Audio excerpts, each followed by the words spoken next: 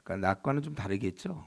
설마 훨씬 더 편안하고 좀 아주 좀 쫓기지 않고 그렇게 오늘 말씀 보면 좋겠어요.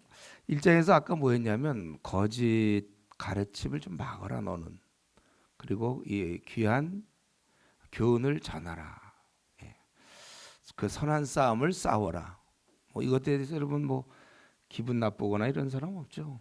우리 보고 이렇게 좋은 일 하라는 거 아니에요. 이 땅에 어두움에 있는 깊은 어두움에서 갈 바를 알지 못하는 많은 사람들을 위해서 선한 것을 나누어 줘라. 너희만 갖지 말고 주님이 하신 것처럼 그들에게 좀 나눠 줘라. 우리를 어떻게 믿고 우리를 어떻게 보고 이런 부탁을 하는 거죠. 우리가 이제 그런 존재들이에요. 그래서 이제 그렇다면 이 싸움을 위해서 먼저 해야 될 게 있는데 그는 우리 남자들에게 이제부터는 기도하라 이렇게 돼 있잖아요. 남자들에게 얘기하는 게 이제 모든 자에게 우리가 이 싸움을 어떻게 할 수 있는가, 영적 싸움을 어떻게 할 수 있는가. 그래서 특별히 기도하라. 여기 보니까 그러므로 내가 첫째로 권하노니 모든 사람을 위하여 간구와 기도와 도고와 감사를 하며 다 같은 말 같은데 이제 간구라는 것은 어떤 특정한 기도 제목이 있죠. 그럴 때 이제 간구란 말을 쓰고 기도라는 건 일반적으로 우리가 하나님께 아뢰는 거고 도고라는 것은 다른 사람을 위해서. 여러분 기도 중에 이게 많이 있어야 돼요. 다른 사람을 위해서. 그리고 감사. 요거 또 못하는 사람 많은데 당연히 받아들이는 거죠.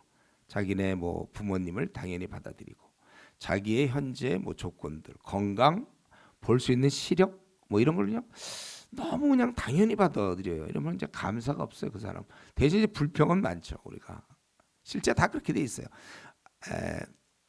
우리 중에 뭐 대부분이 사실은 감사보다는 불만이 많어. 그게 이제 우리 인간의 죄악과 연결되는 건데 어쩔 수 없어요. 점점 바뀌면서 여러분들 감사가 많아지면 좋겠어요. 감사.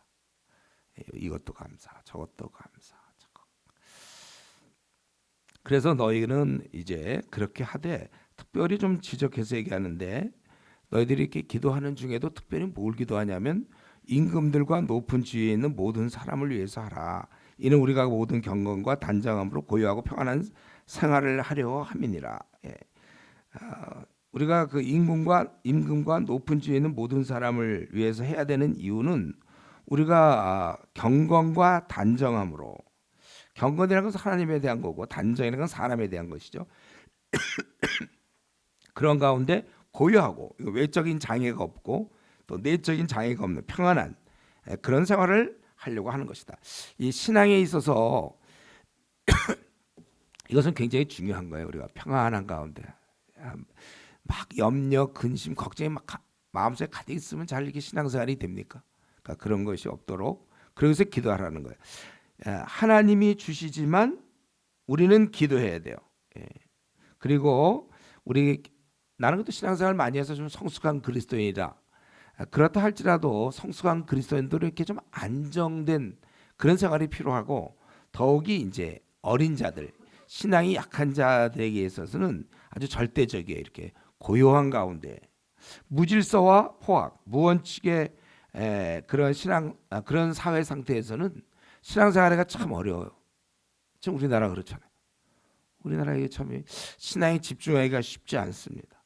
우리 그 아기들도 좋은 가정, 평온한 가정에서 자라야 되잖아요. 걔가 막 그냥 무슨 권이나 혼자서 막 가출 소년과 어울려서 자라고 이러면 그만큼 힘든 것처럼 우리가 좋은 환경에서 자라야 되는 것처럼 신앙도 좋은 환경에서 자라야 된다.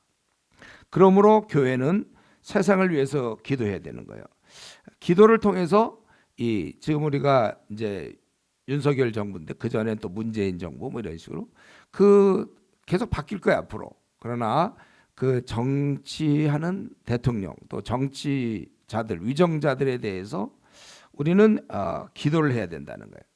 그게 세상을 위하는 길이에요. 우리가 세상을 섬기는 여러 길 중에 이런 기도가 중요합니다. 왜냐하면은 이 기도라는 것은 응답이 있는 것이 그냥 혼자 중얼중얼 되는 게 아니고 내가 내 입 밖에 나가는 순간 응답이 있는 거잖아요. 기도는. 그래서 여러분들 기도 함부로 하면 안 돼요. 응답이 있으니까. 응답이 있는 거기 때문에 이 나라를 위해서 우리가 기도를 하는 거예요. 네. 근데 잘 생각해 보세요, 여러분들. 그냥 세상 사람들이 어떻게 제대로 나라를 섬길 수 있겠어요? 대통령이나 무슨 뭐 그 대부분 보면 이 지도자들 보면 문제가 많잖아요. 우리 당장 북한에 하면 김정은, 또 뭐 시진핑 중국에, 또 러시아의 푸틴, 뭐 터키에, 또 뭐 미국에, 또 곳곳에 보면 지도자 치고는 제대로 된 사람보다 제대로 안 된 사람이 훨씬 많을 거예요. 권력을 잡게 되면 자기 마음대로 하게 되니까. 권력을 잡기 전까지 사람이 괜찮다가도 권력을 잡으면 사람이 바뀌는 거예요. 그래서 우리 군대를 아직 안 갔어요. 군대 가면 쫄병 때 꽤 괜찮은 사람이 고참 돼서 자기 마음대로 할 때 보면 막 형편없는 경우가 많아요. 직장도 그런 겁니다. 근데 어떻게 세상 사람이 거듭나지 않았는데 어떻게 양심적으로 살며 거짓말 안 하고 공의를 행할 수 있겠어요? 우리 요한복음 8장 44절에 보면 너희는 너희 아비 마귀로부터 난 자다. 그는 거짓말한 자여 살인한 자라고 돼 있잖아요. 세상 사람들은 마귀의 영향을 받는 사람들이 세상 사람들이고 우리는 거룩한 영, 성령의 영향을 받는 사람들이잖아요.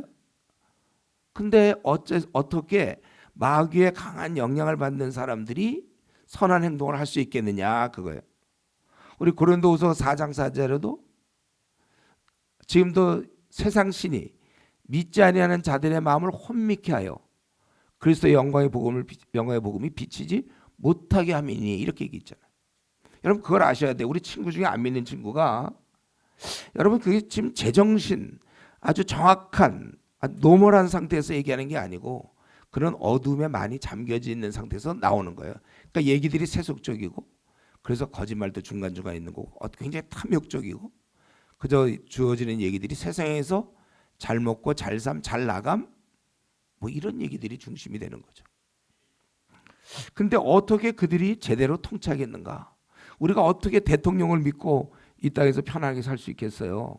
그가 어떤 무속의 영향을 받는 거 그건 너무 당연한 거고 세상의 영향을 받는단 말이에요. 그래서 우리 믿는 자들은 이 나라를 위해서 기도할 수밖에 없는 것입니다. 안 하면 복음의 이 우리 앞부분에서 이런 선한 교훈들, 선한 싸움하기가 너무 어려운 것입니다. 그래서 사실은 이 기도는요, 얼핏 보면 하라 그랬기 때문에 약간 의무처럼 느껴지지만 이건 또 특권이기도 해요. 그러니까 국회의원들은 국회에서 나라를 이제 국회의사당에서 나라를 섬기는 거고 우리는 골방에서 정치를 하는 사람들입니다. 그러니까 그들도 정치하고 우리도 정치해 나라를 위해서. 그들은 국회의사당 혹은 뭐 용산, 우리는 골방. 오늘 이 저녁 이곳에서 청풍 여기서 우리가 기도로 이따 기도할 때는 이 나라 위해서 기도해야 돼요. 아니 이번만 하지 말고 우리가 이 땅에 발을 딛고 있는 동안은 계속 안정돼야 되니까 저들에 의해서는 절대로 이게 흔들거리니까 아주 혼란스러워요. 지금도 우리 겪고 있죠. 근데 그 전에도 이런 것도 겪었어요. 우리 뭐 탄핵을 벌써 뭐 노무현 대통령 때도 뭐 박근혜 때도 하고 또 그 전엔 독재. 그러니까 늘 그런 데서 지금까지 살아온 거예요. 앞으로도 제가 예언 하나 할까요 말까? 예언하면 앞으로 또 누군가 나타날 건데 또 문제 많을 거예요. 또 누구 나타나 또. 그러고 우리가 기도해야 돼요. 그래서 여러분들은 이 땅에 숨쉬는 동안 주님 만나기 전까지는 계속 기도하다가 적어도 여러분에 의해서 이 사회가 안정된 가운데 여러분 책임이에요.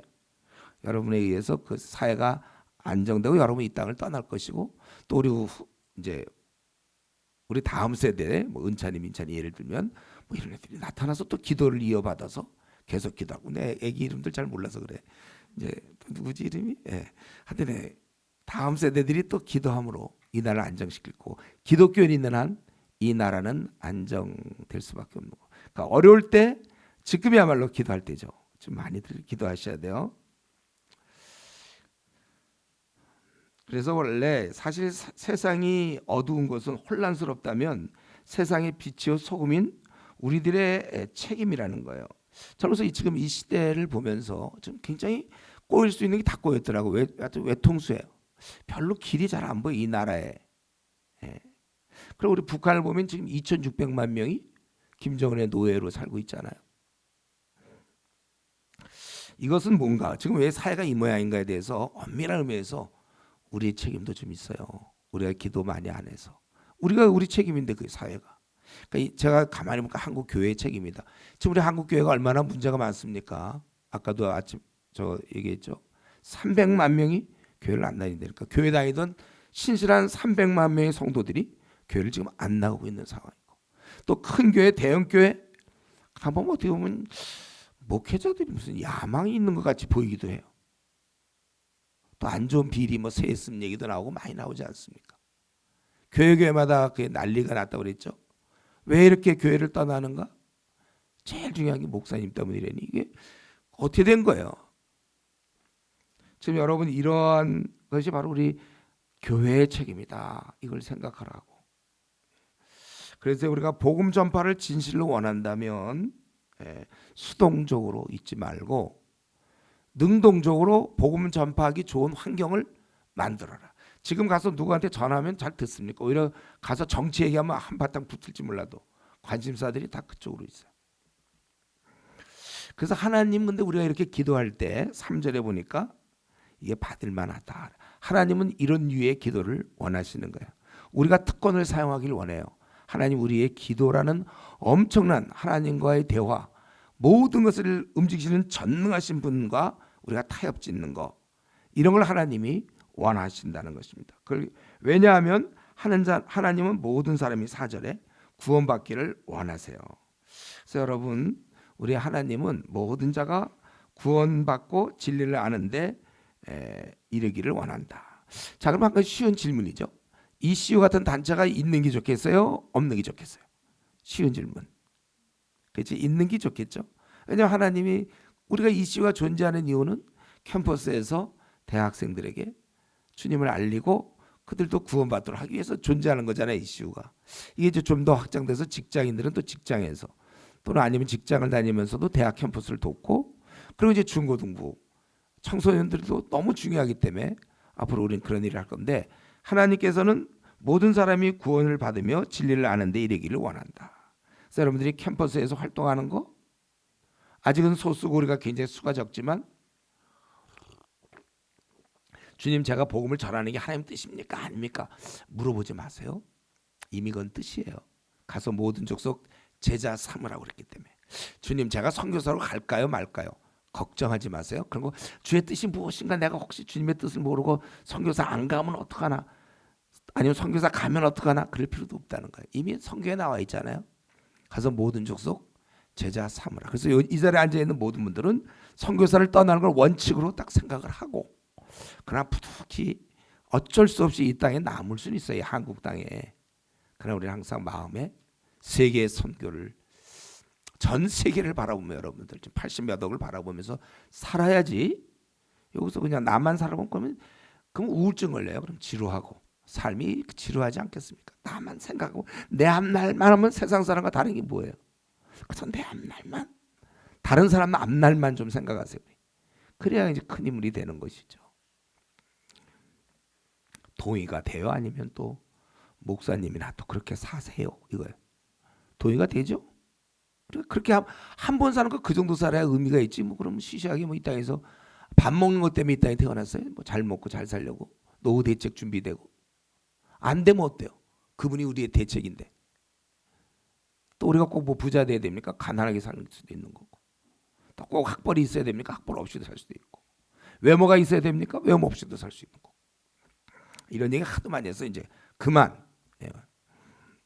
우리는 우리 주님 하나님은 모든 사람이 구원을 받으며 진리를 아는데 이르기를 원하신다. 그래서 저도 그래서 이 대학 시절에 그러고 나서 결국 이 길로 뛰어든 거잖아요. 제가 한번 얘기했죠. 저는 이 목사, 그런 건 약간 특이한 종류의 사람일 것이다. 한번 상상을 하세요. 상상해요. 자기가 목사 된다고 생각해 보세요. 자기가 내가 목사 된다 할 때 어떤 생각이 들어요, 여러분? 웃어? 그 말도 안 돼, 그런 거는. 그런 생각이 들어요. 저도 그랬어요. 목사건 이상한 사람들, 특이한 종류 계열의 사람들, 저와는 아주 거리가 먼, 저는 도도한 사람이었죠.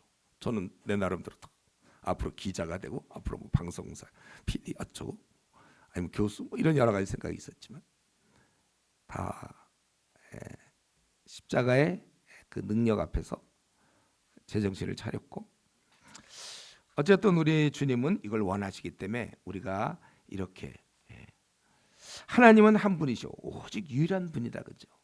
그리고 중보도 한 분, 그러니까 유일한 길. 우리가 구원받을 때 뭐 알라도 되고 부처도 되고 다 마찬가지 아닙니까?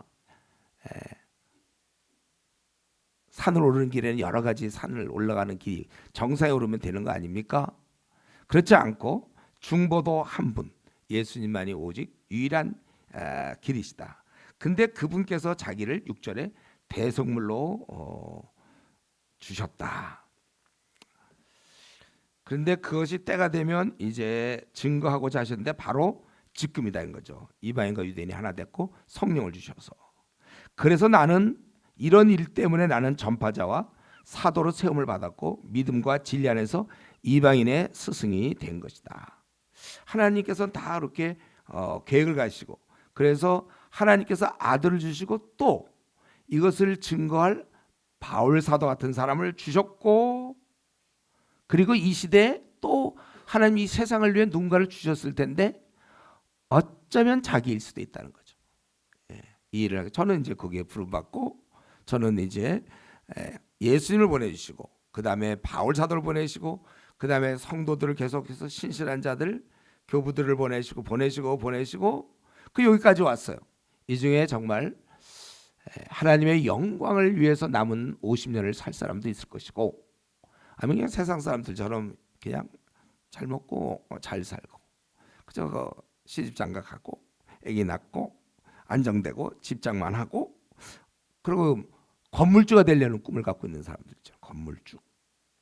제가 그 건물주 얘기했죠. 그 어떤 중3 학생과 이제 그런 얘기하는 가운데서 물어보니까 자기의 꿈은 건물주다. 참 대단하죠.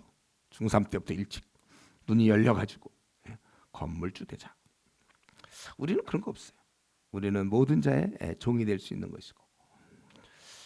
그래서 여러분들이는 하나님의 의도를 좀 생각해. 이 시간에 하나님의 의도가 이런데 나는 내가 가고 있는 길은 괜찮은 길인가? 하나님의 의도는 뻔하잖아요. 많은 사람이 구원받았으면 좋겠다는 거예요. 그럼 우리는 거기에 좀 맞춰서 뭐 직업을 갖든 뭐 대학을 가든 또는 뭐 결혼을 하든 뭐 좀 맞춰서 살아야 되는 거 아닌가? 자, 그래서 지금 우리 한국 교회에 연약한 부분이 있다면, 여러분들이 이제 교회에서 심사해야 될 일이 있다면, 교회가 너무 이 양육 공동체예요. 저 믿는 사람들끼리 모여서 너무 좋아 교회가. 물론 그런 교회도 또 드물어요. 어떻게 보면 교회 안에서도 또 뭐 어떤 경우 싸우는 교회도 있고 그런데, 그나마 주일날 더 기대가 되고 사람들 만나고 양육, 아주 거기서 우리 말씀 보고 기도하고 더 잘하면 또 식사도 같이 하잖아요. 교회는 원래 좀 식사 좀 해야 돼. 그런 좋단 말이에요. 근데 그걸로 끝나는 교회가 많아요. 교회가 전투해야 되거든. 전투 공동체. 초대교회는 전투했는데 우리 한국 교회가 전투가 많이 떨어졌어요. 옛날에 무려 그땐 1,200만 명 정도 우리 성도가 됐는데 지금은 글쎄 한 500만 명에서 왔다 갔다 할까? 더 적어졌을까? 그건 잘 모르겠어요. 이단은 하여튼 200만 명. 이단은 지금 이런 상황에서 여러분이 그리스도인인 거고, 여러분은 젊음이 있잖아요. 젊음, 가능성.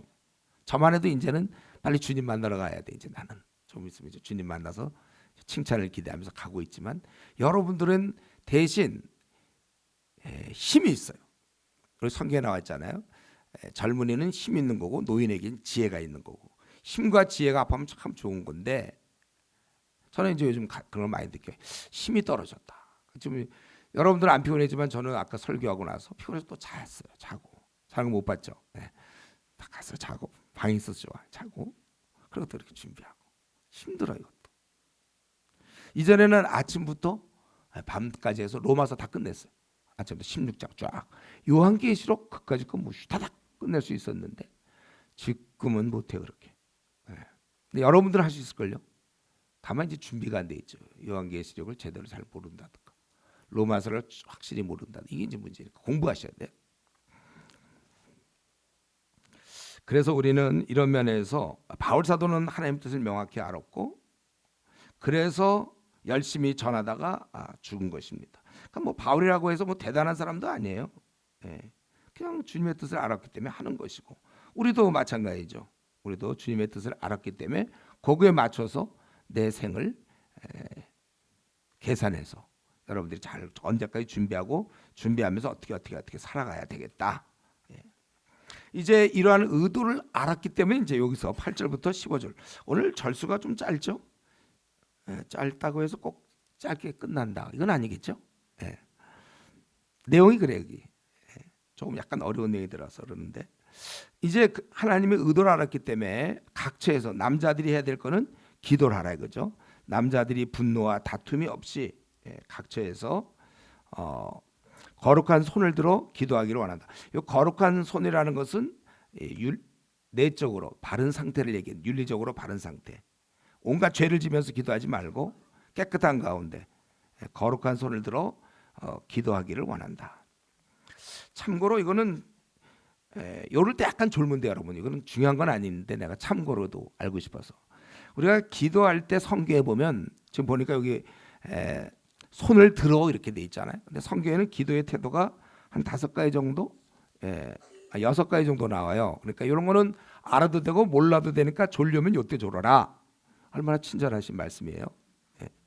서서 하는 경우가 있어요. 창세기나 사무엘상, 마태복음 같은 거 서서 하는 기도가 있고 두 번째는 손을 펼쳐서 하늘 향해 이렇게 하늘을 보면서 이렇게 하는 기도가 있고 또 고개를 숙여서 하는 기도가 있고 눈을 하늘 향해 들고서 하는 경우가 있고 또는 무릎을 꿇고 하는 경우가 있어요. 무릎을 꿇고 그리고 또 얼굴을 땅에 대고 엎드려 하는 기도가 있습니다. 다 들었죠? 다시 이제 깨세요. 중요한 거 다시 얘기해. 이런 기도가 있다. 근데 여기서 서서 하라 이렇게 남자들이 분노와 다툼 없이 거룩한 손을 들어 기도하기를 원한다. 그래서 여러분 이거 이런 말씀 보면서 뭐 어렵게 생각하지 마. 기도하라고 하니 이게 무슨 뜻이냐? 그냥 기도하면 되는 거예요. 이런 걸 놓고 원의 뜻은 무엇인가? 거룩한 손을 기도하기를 원한다. 원하는 건 뭐냐? 막 이런 거 하지 말고 PBS 이제 해야 돼 내일부터. 이런 거 할 때 이런 거 하는 사람이 있어요. 기도란 무엇이냐? 1시간 연구하고 원하노라 1시간. 이런 거 하지 말고 기도하기를 원하는데 너 지금 기도하고 있냐? 이런 걸 해야죠. 그래서 자기가 지금 기도하는가 그걸 따져야지. 이런 내용이 뭔가 거룩한 손, 거룩에 대해서 한 또 30분 찾고 손은 또 모름이 아니야. 발이 아니고 왜 손이냐 막 이런 거 따지는 사람이 있어요. 내가 보면 처음에 할 줄 몰라서 그런데 이제 내일부터는 여러분들이 기도할 이런 걸 잘 보시고 그렇게 하셔야 돼요. 그러니까 중요한 건 지금 8절까지 얘기를 종합해 보면 결과적으로 뭐냐면 기도하라는 거예요. 우리 형제들 물론 자매 당연한 거지만 특별히 강조한 거예요. 기도하라. 이따가 이제 기도 우리 1시간 반 정도 기도할 텐데 한 10분만 하면 기도할 거 없는 사람들도 있을지 몰라요. 여러분 우리가 이게 기도하라를 너무 의무로 생각하지 말고 생각해보세요. 어린 아기가 한 4살, 5살 엄마의 사랑이 절대적으로 필요한 4살, 5살, 뭐 3살 막 이런 애들이 어떻게 길 가다가 엄마를 잃어버렸다고 생각해보세요. 한 5살 먹은 애가 엄마의 사랑을 알고 있는데 잃어버렸다고 생각. 얼마나 울겠습니까? 그리고 헤어지면 이제 더 이상 엄마랑 얘기할 수가 없어. 못 만나.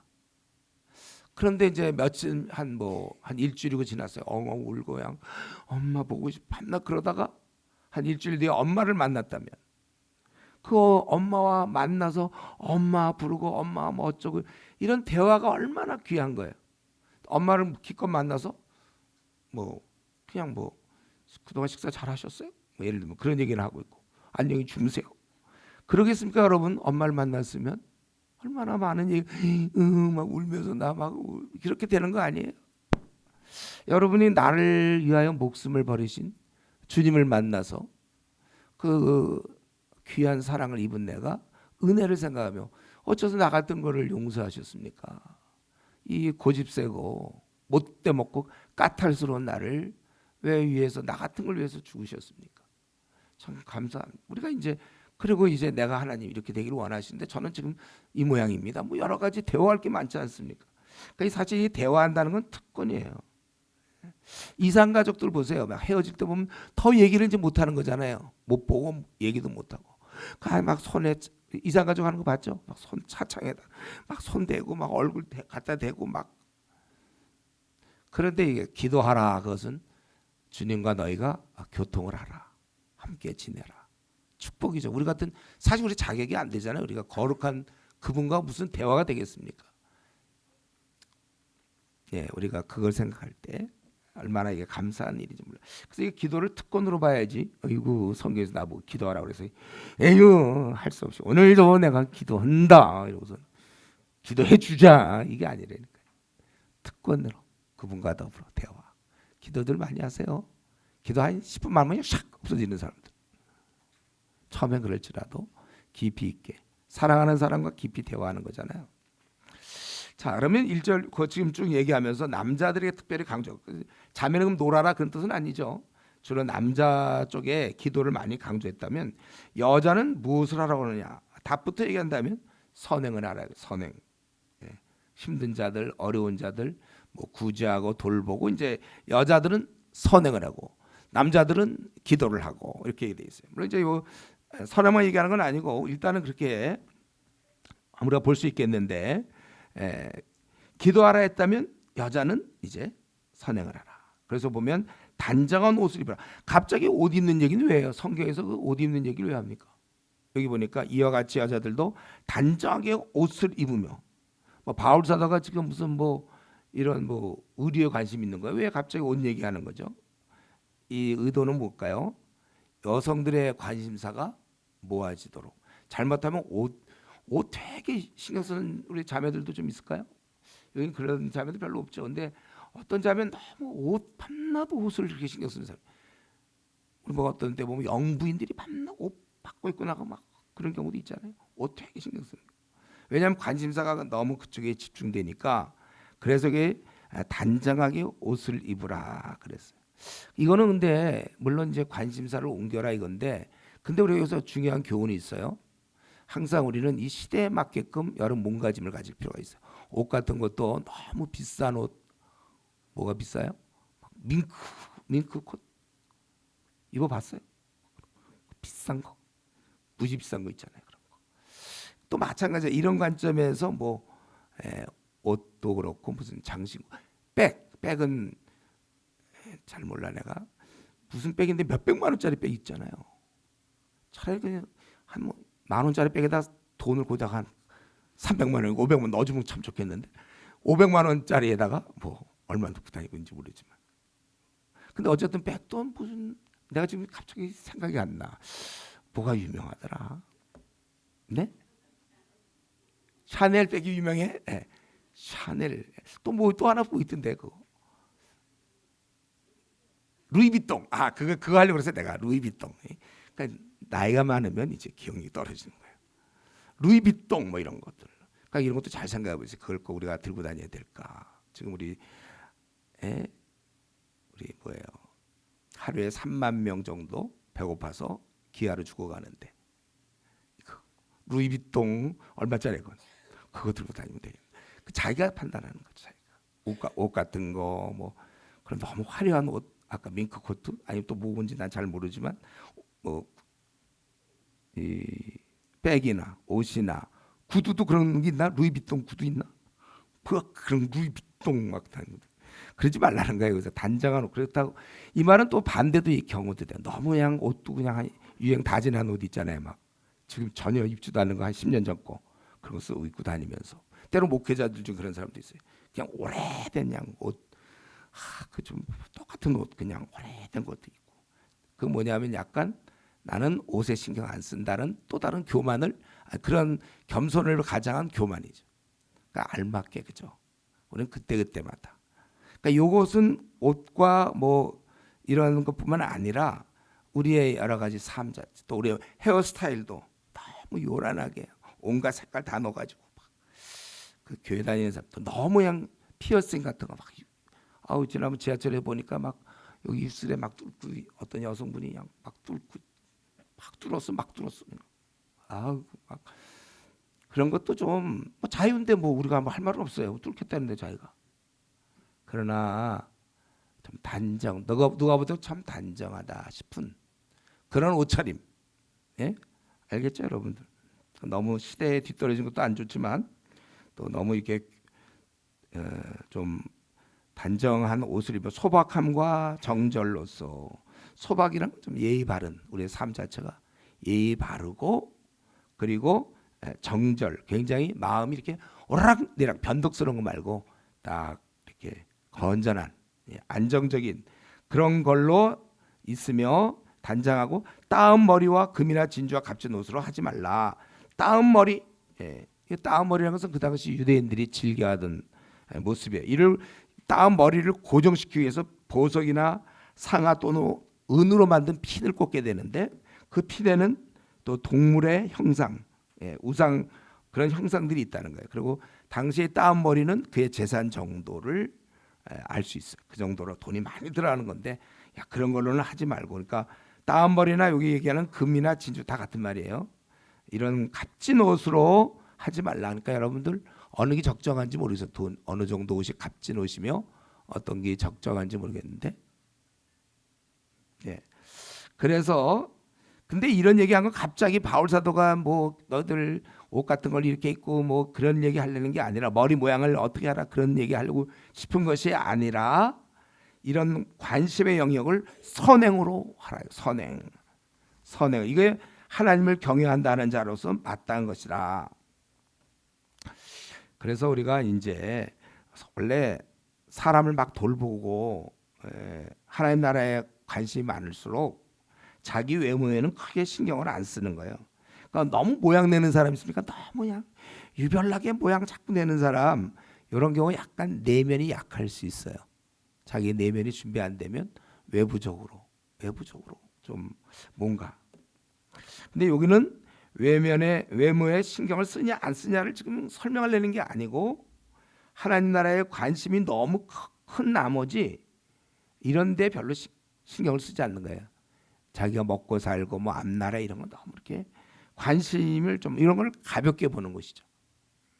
그러니까 주님을 섬길 때 관심이 분산되지 않도록 힘을 써야 되는 것입니다. 그래서 너무 막 그 스포츠에 열광하는 사람들이 있어요. 예. 이런 것들 너무 동영상 아니면 너무 게임 또 너무 정치 요즘 그러니까 정치 때문에 관심이 많이 가요 글로. 이런 것들을 좀 피하라는 거. 그러니까 여러분 지금 사람마다 다 달라요.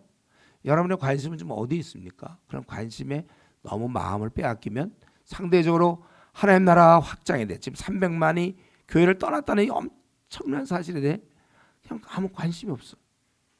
찾아와야 되겠는데 전 늘 그 생각하는데 이들 어떻게 다시 할 수 있을까?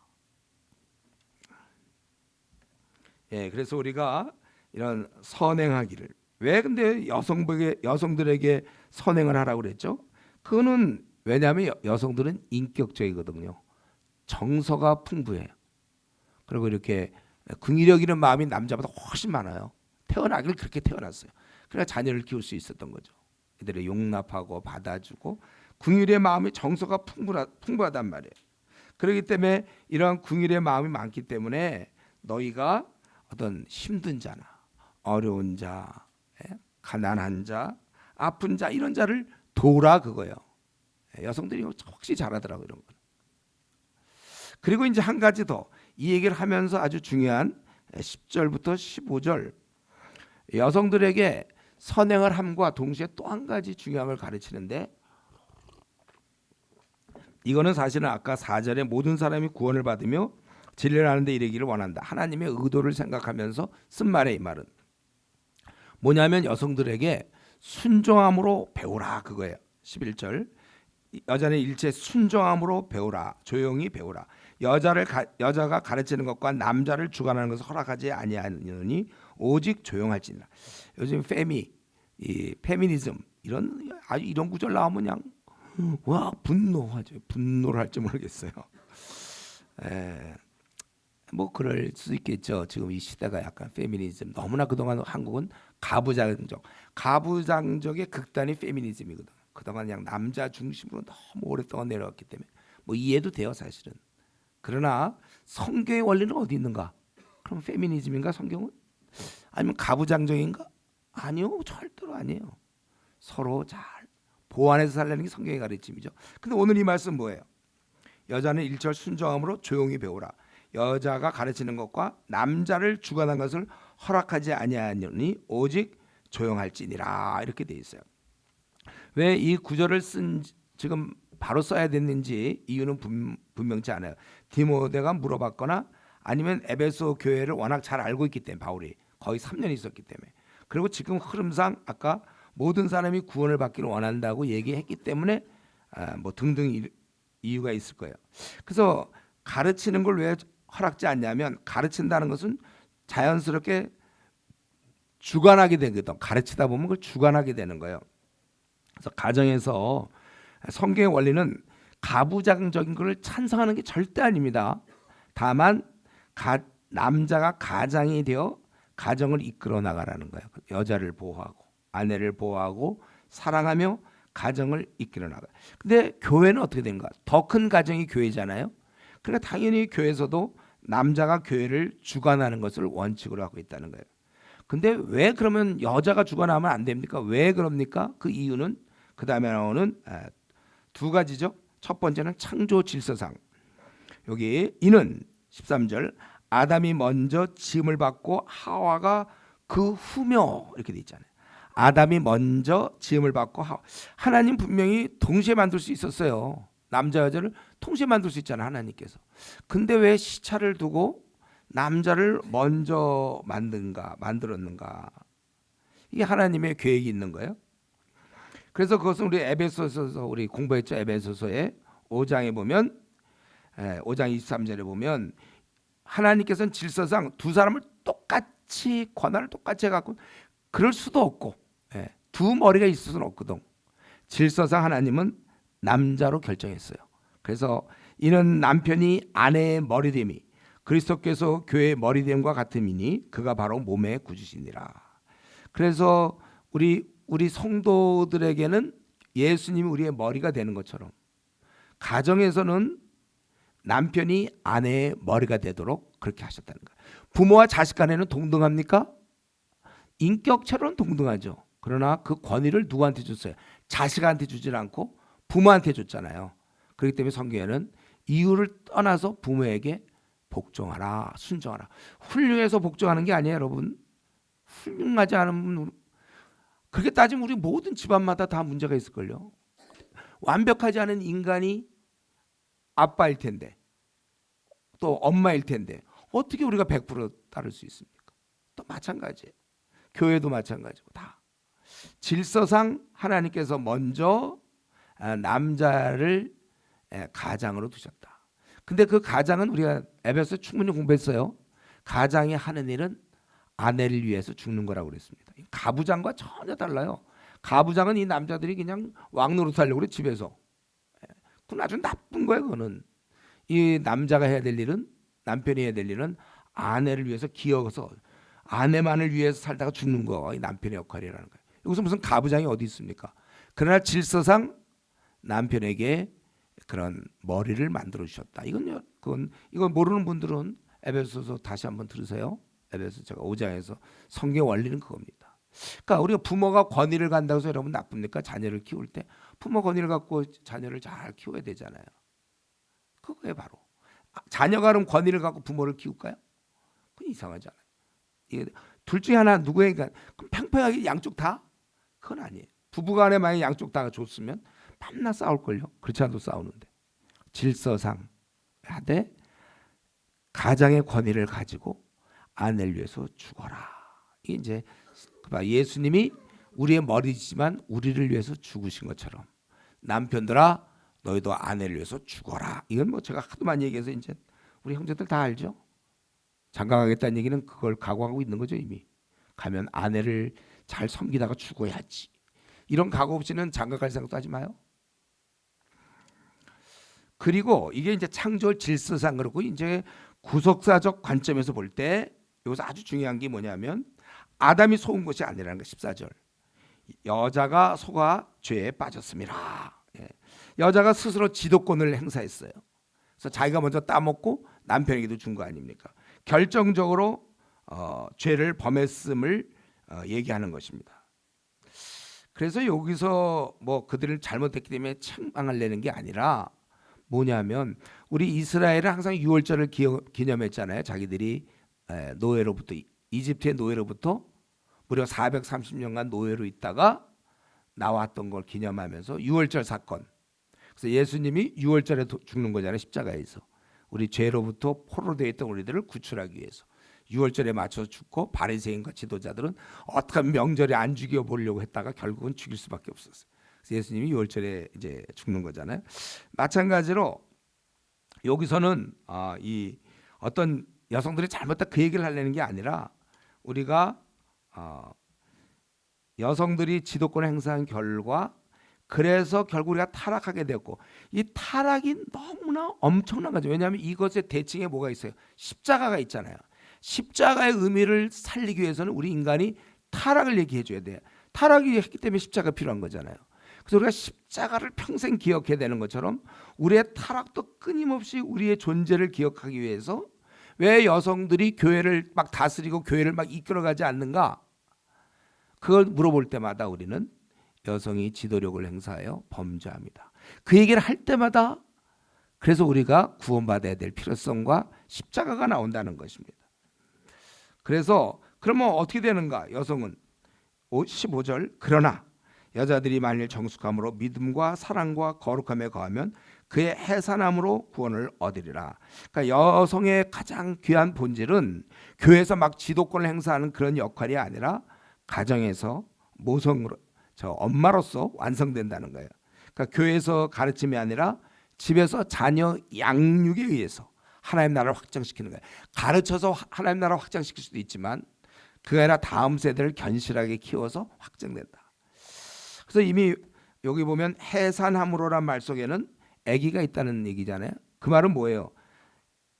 해산이란 말 속에는 양육이 뒤따라오는 거예요. 그러니까 제가 제일 지금 이 시대를 안타까이 생각하는 건 여성들이 너무 직장을 많이 갖고 나가가지고 자녀 양육을 잘 안 하는 것 같아요. 그래서 제가 아주 좀 신학대학원에 가서도 우리 전도사님한테 아주 부탁하는 게 또 기회만 되도록 얘기하는 게 최소한도 자녀들이 5살, 6살 때까지는 집에만 붙어 있어라.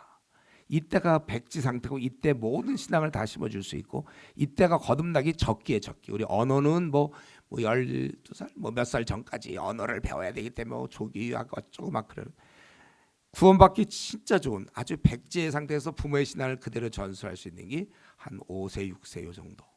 요 때는 그냥 얘기하면 그대로 봐도 순진하게 이를 데 없는 천사. 그걸 놔두고 나중에 걔를 이제 신앙으로 해보려니까 듣습니까? 그래서 막 우는 내가 부모도 많이 봤는데 그냥 애를 위해서 돈을 벌어줘요. 얘를 공부시키고 그러려고 맞벌이 부부 열심히 해서 애는 놔두고 맞벌이 하다가 애는 그리스도인이 안 됐고 집은 장만했어요. 그리고 돈도 많이 좀 해놨는데 대신 거듭나지 않은 아들과 같이 살아야 되고 딸과 살아야 되는. 그래서 오히려 여기서는 여성은 왜냐하면 남성들이 돈을 벌어야 되니까 사회생활을 해야 되잖아요. 그러니까 누구라도 이 양육 다음 세대 지금 우리 심각한 우리나라의 현실은 다음 세대가 신앙들이 별로 없어요. 이 영국이 그랬거든요. 영국이 부모들이 신실했는데 그 다음부터 이 신앙 전수가 안 되니까 교회 안 다녀요. 네. 최근에도 그런 얘기 들었는데 제가 잘 보니까 자기 자녀가 신앙을 버린 거야. 신앙을 버렸어.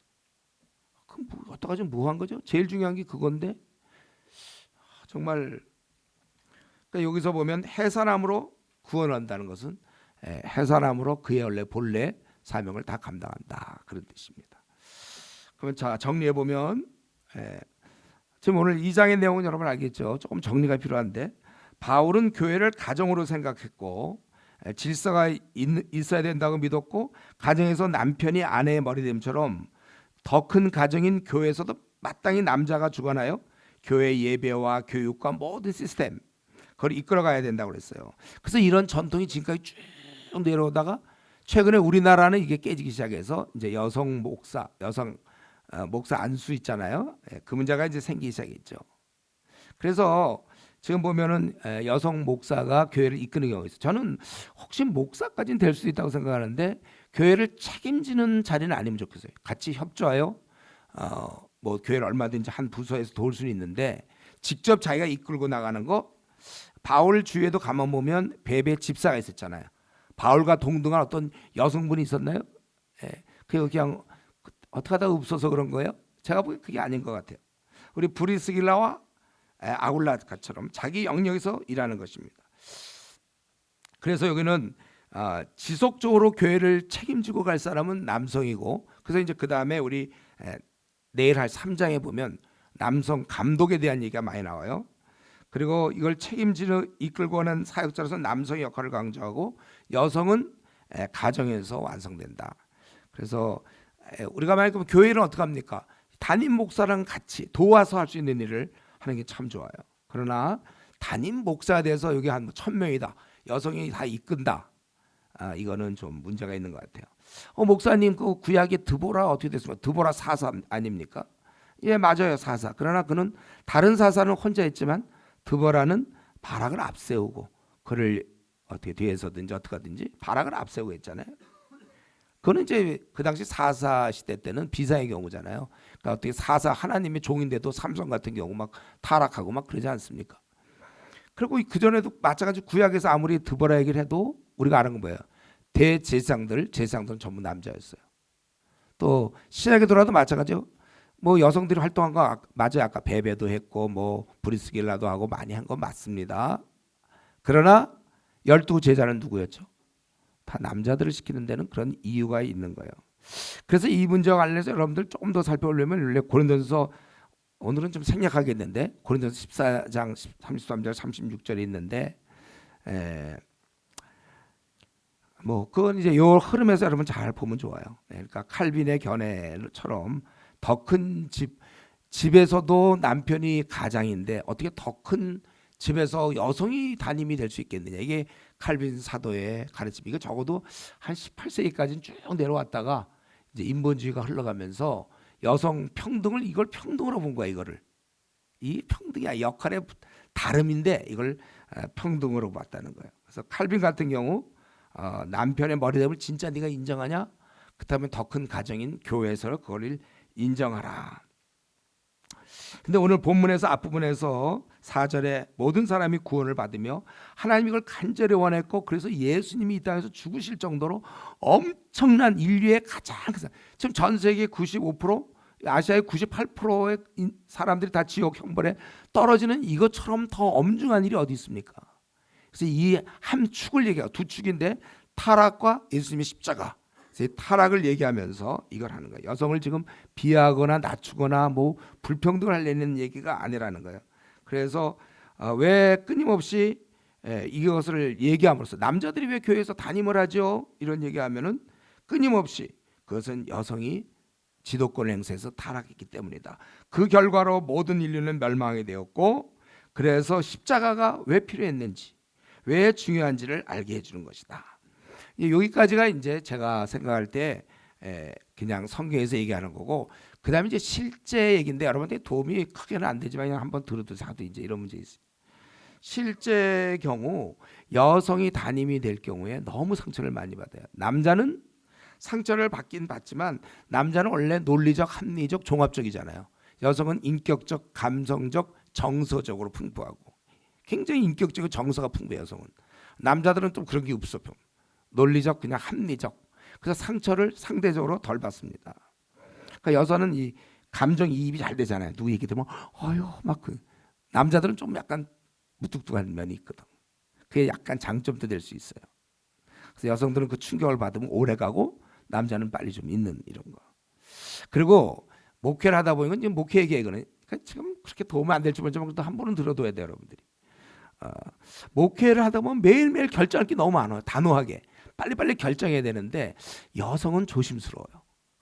요렇게도 뭐 요렇게도 생각해 보면 요렇고 저렇게 생각하면 저렇고. 저 같은 경우는 요거 다르고 확 밀고 나가 버리는데.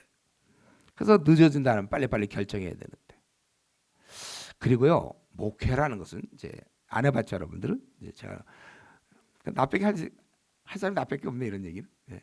목회를 하면은 내 잘잘못과 관계없이 그 대상에 따라서 굉장히 그 비판을 많이 받습니다. 그들이 각각 자라온 배경이 달라요. 또 가치관이 다 다릅니다. 문화적, 교육적, 교육받은 것이 달라요. 사회적 환경이 다릅니다. 그래서 뭘 하든지 간에 비판을 듣게 돼 있어요. 그러니까 10명이 모이면 10명이 생각이 다 다른데 제가 이전에 성기동교회 400명이었거든요. 그 400명 어떻게 생각이 다 일치되겠습니까? 그러면 이쪽을 얘기하면 저쪽이 문제고 저쪽 얘기하면 이쪽이 되고 이쪽 얘기하면 또 다른 쪽이고 그럼 어떻게 하냔 말이에요. 그러니까 결국 목회는 할 수 없어요. 오해를 뚫고 나가야 돼. 아픈 말을 들으면서 나갈 수밖에 없다는 거예요. 그런데 분명히 베드로전서 3장 7절 여성은 더 연약한 그릇이요 이랬잖아요. 이 말은 남자도 약하지만 여성은 더 연약하다. 예를 들면 이런 거죠. 무슨 교회에서 어떤 선한 일을 해서 돈을 좀 거두려고 그럴 때 그거 왜 돈을 걷느냐 꼭 따지는 사람이 있어요. 그 일을 꼭 해야만 하냐. 그래서 또 안 거두면 우리 교회는 아무것도 안 하냐. 또 그런 사람입니다. 왜 목사님은 그렇게 헌금 얘기 안 합니까? 제가 늘 듣던 얘기인데. 또 어떤 경우는 또 헌금 얘기만 해요. 어떤 교회는. 우리 목사님 밤낮 헌금 얘기한다. 저는 그래서 진짜 안 했거든요. 그럼 왜 이렇게 또 안 하십니까? 또 왜 중국 가래? 우리 중국들 전교인 중국 가는데 왜 중국 갑니까? 가서 무슨 효과가 있습니까? 또 왜 여러 지역을 갑니까? 그냥 한 몇 군데만 가죠. 힘도 없는데. 또 그 중에 또 어떤 사람 아예 그 정해서 가니까 왜 밤낮 나는 이 지역입니까? 또 그 왜 매년 갑니까? 또 안 가면 또 그 왜 이렇게 안 갑니까? 또 왜 나는 이 지역 저 지역 왔다 갔다 합니까? 한 지역만 가지. 항상 그런 거예요. 그리고 목사가 좀 바빠서 만나지 못하면 나를 무시하고 있구나. 또 그런다. 또 교회가 크기 시작할 때 그럴 경우가 많으니까 변했다. 초창기에 안 그랬는데. 사람이 많아지니까 n분의 1 따지면 만날 시간이 적은데 목사 변했다. 처음에는 잘 우리랑 교제하더니만 목사가 사랑이 부족하다. 또 잘못해서 야단을 치려고 그러잖아요. 야단을 좀 치면 삐친다고 삐쳐갖고 내 삶을 통제하려고 한다. 또 가만히 있으면 관심이 없다. 또 어떤 경우는 이제 교회에 무슨 직분 있잖아요. 집사를 왜 안 시켜주냐? 또 왜 나를 조장으로 안 시켜주냐? 교사로 안 시켜주냐? 그리고 또 우리 조를 왜 하필 그 조에 넣는 거예요? 그 뭐 어떻게 여기서 그런 사람이 있어요? 왜 하필 나 이번에 2조입니까? 왜 4조입니까? 이런 사람이 있어요. 그럼 어떡하냐고. 또 요즘에 그럼 3조 넣으면 왜 날 꼭 하필 3조에 넣습니까? 이런 사람이 꼭 있어요. 또 어떤 경우 봐서 이제 조장하기에는 너무 에너지도 딸리고 좀 안 돼서 빼니까 왜 또 조장을 빼느냐? 또 시키면 왜 계속 나만 시킵니까? 뭐 이런 다 듣는 거 아니에요. 다 또 설교를 하잖아요. 그래서 딱 아주 뜨거워서 설교가 길면 설교 길다. 예. 그리고 우리 목사님 밤낮 헌신만 얘기한다. 성경에다 헌신 얘기하는데 그럼 어떻게 헌신만 얘기한다. 그래서 미지근하게 갖고 교회 다니기 힘듭니다. 뭐 어떡하라는 거예요, 이런 거야. 또 어떤 경우는 또 그러면 좀 짧게 하면 왜 이렇게 또 설교가 짧으냐? 배울 내용이 없다. 뭐 이런 항상 그런 거예요, 여기. 또 우리 전도를 왜 우리 4시간씩 하느냐? 그럼 어떻게 3시간 하면 또 왜 3시간 하냐? 분명히 그럴 거예요. 2시간 하면 왜 2시간만 하느냐? 좀 더 하지. 아니면 덜 하지. 밤낮. 동기부여 안 되는데 왜 하라고 하십니까? 그럼 동기부여 되면 아마 한 70세쯤 주님 만나기 뵙기 전에 그때쯤 동기부여 될지 모르는데 억지로 해서 습관이 되면 그게 다 동기부여가 되는 거예요. 또 우리 교회 예배 공간이 좁다. 돈이 없어서 넓은 데 못 갔는데 그걸 또 왜 우리는 이렇게 좁은 데 있느냐. 또 왜 우리 뭐 아이를 위해 투자를 안 하느냐. 투자할 돈이라 해서 지금 반다 적자인데 개척교회 가지고 그런 얘기 늘 들어서 제가 항상 또 어떤 경우 너 기도 생활 좀 하냐 물어보면 왜 점검하려고 하느냐. 왜 또 체크하십니까? 또 그런 거 안 물어보면 관심이 없다. 그래요, 정말로. 우리를 좀 훈련시키지 않고 뭐 하십니까? 자기들끼리 싸우고서 뭐냐면 이 교회는 사랑이 없다고 교회 나가. 그냥 괜히 목사님은 그냥 다 걸리는 거야, 되네. 성도가 왜 또 싸우잖아요. 그래서 중재를 섰어요, 제가. 중재 섰다가 그 결과 어떻게 될까요? 양쪽으로부터 자기 편이 아니다는 거죠. 이들이 중재를 부탁할 때 내 편에 서서 상대방을 공격해 주기를 원하는데 목사가 그렇습니까? 중재를 서서 야 너도 이게 잘못한 거 같고 야 너는 이게 잘못한 거 서로 하야 어쩌고저쩌고 하면 이제 집에 가서 씩씩거리면서 목사 내 편이 아니다. 그러고서 이제 그때부터 목사 딱 이거 다 실제를 얘기하는 거 이거 꿈에는 상상에서 나온 얘기가 아니라 실제 풍부한 경험. 예. 심지어 어떤 교회는 우리 어떤 목사님 갔는데 처음에 목사가 부임해서 설교 딱 했는데 나오니까 장로가 어이구 바보 같네 이러더래. 바보가 설교하네. 그런 얘기도 듣는 거예요. 일일이 설명을 다 할 수 없어요. 매일 문제가 생기기 때문에 목사는 두통인 거예요. 두통. 비난 듣고 억울해요. 무지 억울해. 예. 다 넘어가서 그렇지 진짜 억울하단 말이에요. 제가 억울한 게 많아요. 주님께 그러니까 기도 없이는 목회 못하는 거예요. 그래서 목회 그만둔 사람 많습니까? 하다가 아이고 못해 먹겠다. 예. 그러고서 그만둔 사람도 있어요. 제가 이렇게 계속했다는 것만 해도 얼마나 다행인지 모르죠. 두통 생겨요. 두통. 그리고 어깨 뭉침 이거. 여러분들 이거 등 걸리지 않아요? 젊어서 괜찮은가? 항상 걸리게 돼 있어요. 저도 목회하면서 매일 제가 아는 마침 또 어떻게 한의사가 한 명 있어. 아는 한의사 잘 고쳐. 침만 잘 놔. 침 박사야. 교수야. 어쨌든 교대 쪽에서 저 한의원을 해. 그 제가 전도했던 사람이거든. 그 형제가 목사님 하면서요. 그냥 그거 한 대씩 맞고 제가 버틴 사람. 무료. 목사님 무료래. 돈도 없는데 잘 됐죠. 무료로. 그래서 이렇게 살아갔잖아요. 그럼 제가 이제 몸이 결국 아파서 은퇴를 하게 됐을 때 은퇴한다라고 이렇게 하니까 갑자기 어깨 원래 목회자는 가만히 있어도 이 어깨가 무거워요. 근데 이제 내가 은퇴한다니까 이게 쓱 없어졌어요. 지금도 없어요. 지금. 몰라 여러분들이 속썩임이 다시 생길까? 지금 아주 좋아요 지금. 예. 그래서 이런 걸 옆에서 본 사람이 누굽니까? 바로 사모들. 그 사모들이 늘 해오는 얘기가 있어요. 내 아들만큼은 목회자 안 시킨다. 이게 사모들이 아주 그 말이 짧은 단어 같죠. 그 안에는 모든 게 아주 웅축돼 있는 거예요. 내 아들만큼은 목사를 안 시키겠다. 딱. 그들이 또 잘 견뎌왔던 목사는 내 아들이 목사 됐으면 하는 마음이 꼭 있더라고 보니까. 재정적 어려움은 뭐 기본이죠. 예, 그리고 교인들은 자기들은 무심코 한마디 한 거야. 한마디. 근데 그 400마디니까 무심코 자기는 한마디 했는데 이게 목회자의 마음을 찌르고 아프게 하고 사실 실제도 아닌데. 예. 그러니까 이걸 경험하지 않으면 몰라요. 그래서 우리 여러분 출애굽기 보면 모세의 삶이 있잖아요. 그거예요. 모세가 잘못한 것도 없는데 얼마나 비난을 받습니까? 기껏 그들이 힘들다고 그래서 구출해 줬더니만 왜 우리를 끄집어내서 거기 광야에서 죽게 하느냐. 뭐 막 원망도 하더니 원망하려면 더 세게 할 수 있거든요. 한 10 정도의 그 원망은 있으면 한 60 정도로 만들 수 있는 능력이 있어 우리 인간들은. 미운 사람에 대해서 얼마든지 할 수 있고 이런 걸 여러분 더 개발시키려면 드라마를 보세요. 드라마.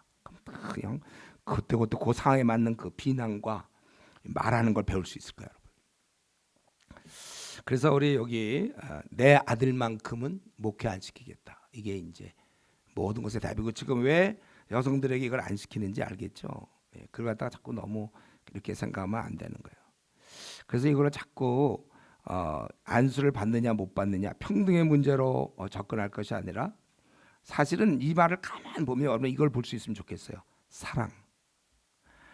바울 사도가 사랑이 너무 넘쳐났기 때문에 자매들이여 너희들도 나처럼 이렇게 할 수는 있겠지만 이렇게 힘든 일엔 뛰어들지 말고 너희들은 가정에서 다음 세대를 책임지는 그런 역할 또 남편을 잘 섬기고 같이 하는 그런 거 하면 좋겠다. 바로 그거예요. 여러분 만약에 이제 결혼을 안 해서 그런데 딸이 있다고 보세요. 너무 사랑스러운 딸이 있는데 아빠 나 해병대 나 자원 입대하겠어요. 그래 보세요. 특공대. 그럼 부모가 우와 용감하다 가라 그러겠습니까? 그렇지 않다면 힘든 거거든. 여러분 그 네비실 제가 요 얘기할 때마다 그 얘기하는 네비실 그 미국의 아주 특수부대 빈 라덴을 사살했던 그들은 네비실 같은 경우 기본적으로 훈련이 저 같은 경우 논산에서 4주 받았거든요. 죽는 줄 알았어요. 4주 받고. 와, 그냥 매일매일 나를 꼽았는데 얘들은 6개월을 기본적으로 훈련 받아요. 보통은 지옥 훈련이고 지원자들은 주로 몸이 튼튼한 사람, 수영 선수라든가 아니면 레슬링 힘이 넘치고 권투 선수들 막 이런 사람 그렇게 아주 힘 있는 사람들 몸도 아주 좋고 이런 사람 가도 한 10명이 가면 1명이나 2명만 남고 다 탈락이에요. 너무 힘드니까 훈련이. 훈련 중에 이런 훈련도 있어요. 손발을 다 묶어버려.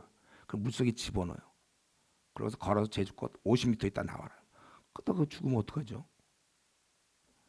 그 죽기도 해, 이 훈련 받다가. 하루에 한 2시간에서 많이 자야 한 4시간 5시간. 지옥 훈련. 그리고 이들은 이제 폭발물 들고 언제 터질지 모르는 거 들고서 수중 폭파. 우리 UDT에 우리나라에 아주 센 부대 있잖아. 그런 거 하는 거예요. 가서 폭파시키는 거죠. 이 폭발물 갖고 가서 너무 제가 길게 얘기하나? 그만 얘기. 하여튼 폭발물 가서 퍽 재미없죠 자매들 폭발물 시키는. 예.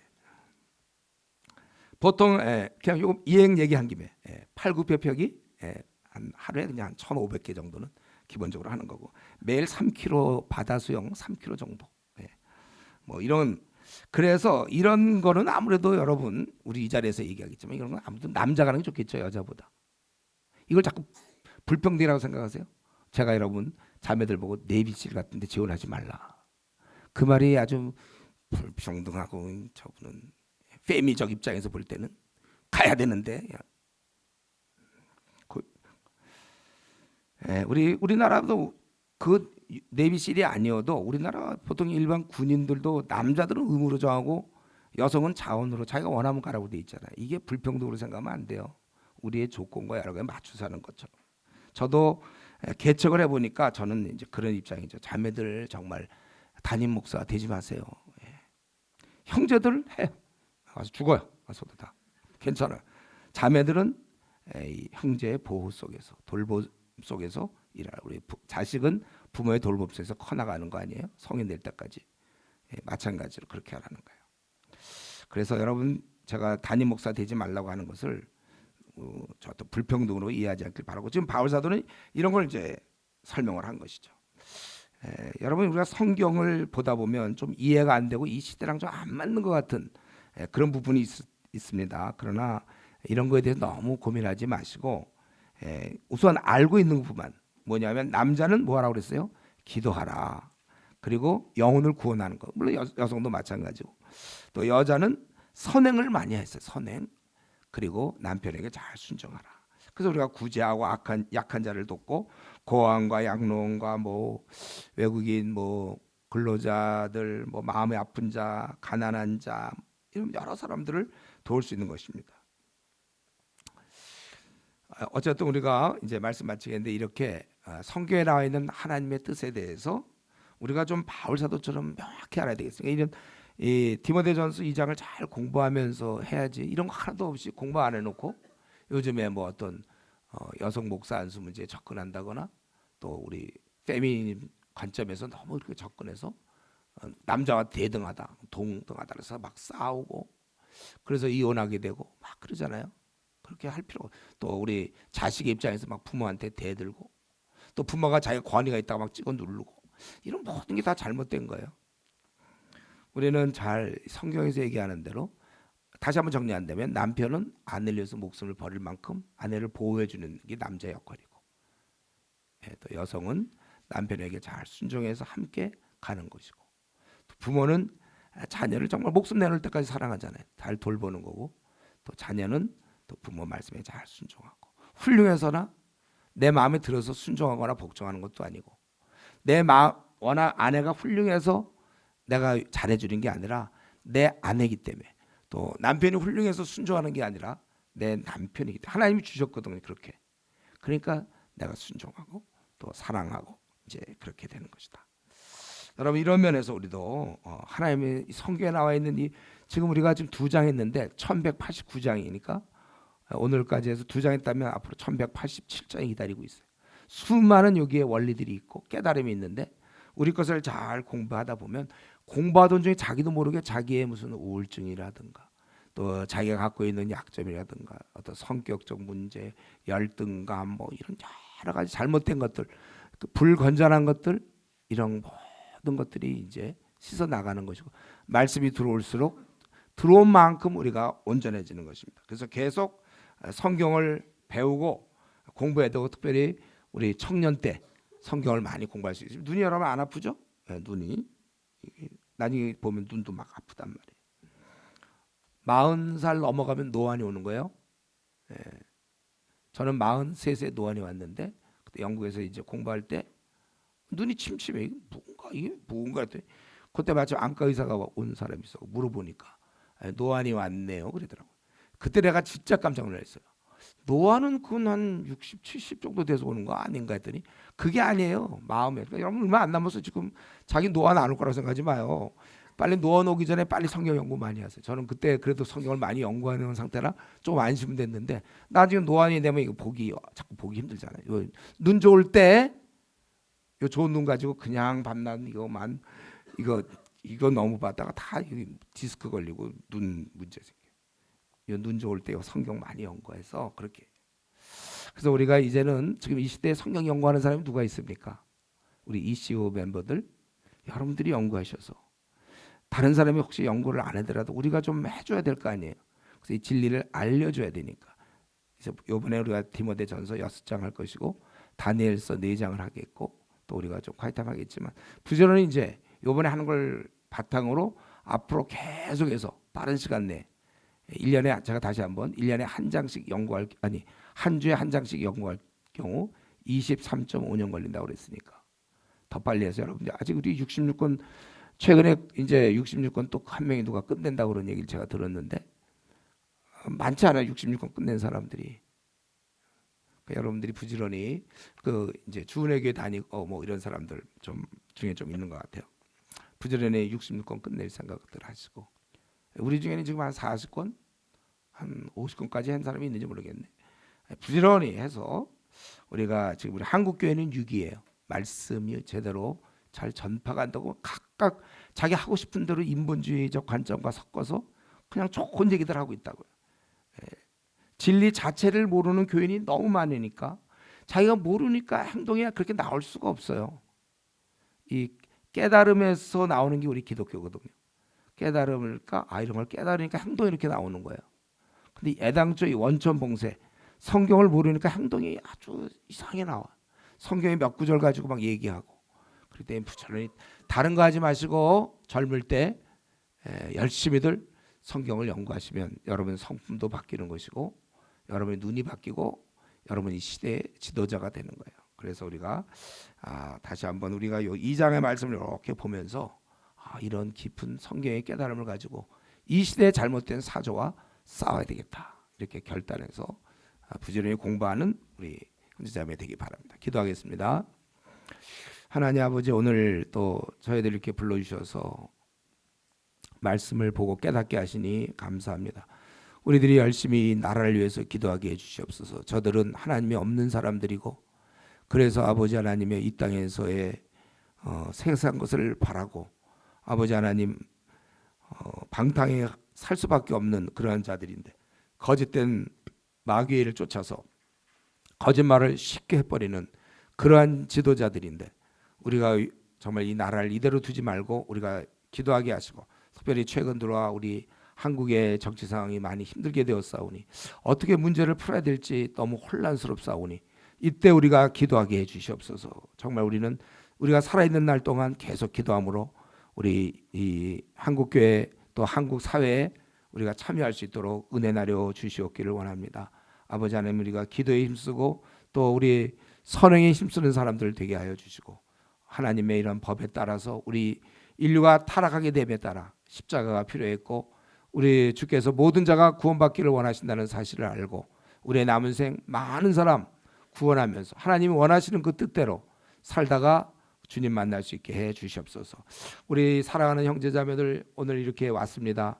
이들에겐 여러 가지 또 문제들이 있을 줄 아오니 주여 이들을 붙잡아 주셔서 사랑의 주님을 만나게 하여 주시옵시고 마음의 부드러움을 허락하여 주시옵시며 깨달음을 주시옵시고 갖고 온 문제들이 아버지 이번 기회에 꼭 해결되어 돌아갈 수 있게 하여 주시고 앞으로 남은 생 어떻게 살아야 될지 방향이 뚜렷이 보일 수 있게 하시며 바울 사도가 체험했던 다메섹을 경험할 수 있게 하여 주셔서 다메섹 이전의 삶을 살지 아니하고 다메섹 이후의 삶을 살 수 있는 우리 형제자매들 되게 해 주시옵소서. 자비하신 주여 여기까지 오기까지 참 결코 쉽지 않았습니다. 아버지 그러나 왔사오니 이제 여기서 성령님 역사해 주셔서 온전하게 바꾸어 주시옵시고 새로운 결심을 하게 하시고 새로 거듭나게 하여 주시고 하나님의 일꾼으로 준비될 수 있게 은혜 나려 주시옵소서. 주께서 크신 은혜를 베풀어 주시옵소서. 성령님 역사해 주시옵소서. 감사하고 예수님의 이름으로 기도드리옵나이다. 아멘.